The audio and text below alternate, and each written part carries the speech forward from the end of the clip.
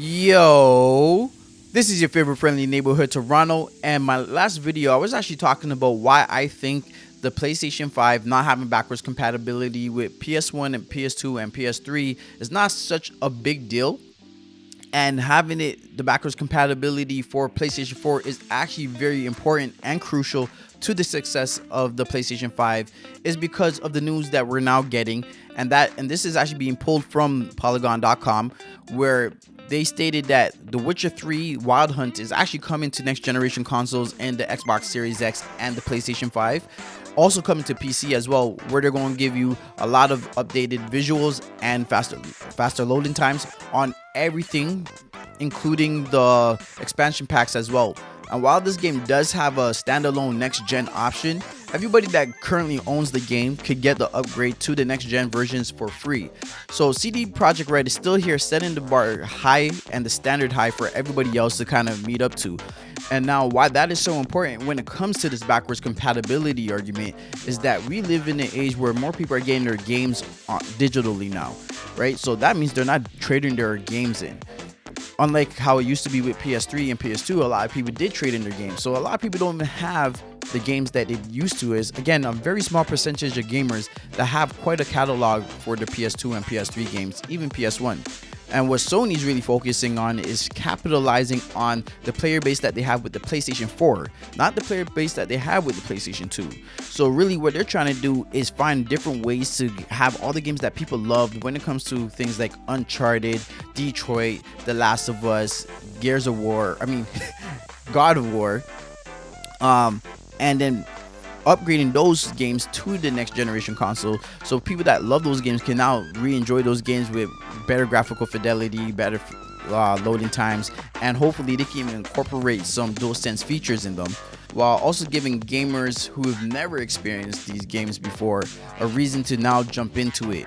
And one of the key things here is that Sony and even Microsoft, they need to be able to provide these next gen upgrades for these games to gamers who already have the games for free. They can't be doing anything scummy and trying to charge them extra for it, because then you won't really have the transition that you're looking for, and you're going to get a lot of backlash from it, as you should. And this is just great news that I'm hearing from Witcher 3 Wild Hunt going to next gen, having next gen features, and just giving me another reason to kind of jump back into that world and experience it with the next gen features. And I can see this again happening for a lot of current gen games, right? So if I was just to kind of list off all the reasons why going back to the PlayStation 1 for backwards compatibility for the PlayStation 5 is not dropping the ball and it's not the end all be all, it's really to say that the trading culture was huge when it came to the PS3 era of games and the PS2 era. Also, that these companies are trying to maximize their current gen player base, and then that's what's really important moving forward. Also, live games or games as a service was not existence as it was today, and that's what's really prevalent. And another thing is, even if you think about it, a lot of PlayStation 2 players ended up going to the 360, and those 360 players probably now came back to the PlayStation 4. So what PlayStation is really trying to do is making sure that those PlayStation 4 players that they were able to win back from the 360 now stay in the PlayStation ecosystem. And what Xbox is really trying to do is really hold on tight to all those people that have been playing with the Xbox in the ecosystem for Xbox, and keeping them over to the Xbox Series X and the Series S. Now I'm hoping this is the last time I really have to talk about the issue when it comes to backwards compatibility.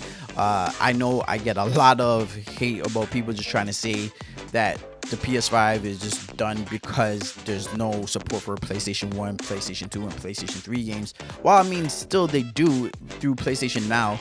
And again, they could always improve that service to make it to the point where if somebody wanted to enjoy those past games, they could at a reasonable quality level without the lag and the streaming mishaps that you do have. So hopefully they do add the downloading feature to those. I just like to thank everybody for making it through to the end of this video.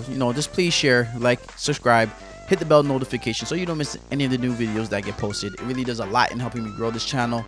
I will have all the details on where you can follow everything Toronto in the description. That's everything for now. So it's not bye. Bye. See you later on the next one. And I'm out.